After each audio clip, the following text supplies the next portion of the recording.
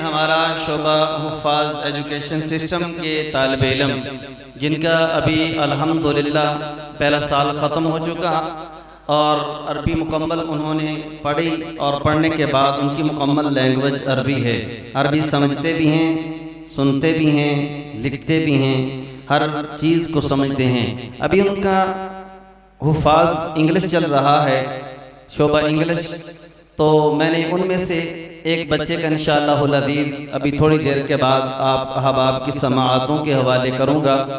उससे पहले एक हमारे शोबा हिफ़्ज़ की तालिबात में से एक बच्ची जो भी इंशाअल्लाहुल अज़ीज़ मुख्तसर से वक़्त के अंदर आपके सामने अपने मखसूस अंदाज के साथ पाक पैगम्बर की सीरत तैयबा के ऊपर अपने ख्यालात का इजहार करने जा रही है। मेरी मुराद बिनते कमर अशरफ वो आएँ और अपने ख्यालात का इजहार फरमाएँ। बिनते कमर अशरफ, मैमूना कमर अशरफ।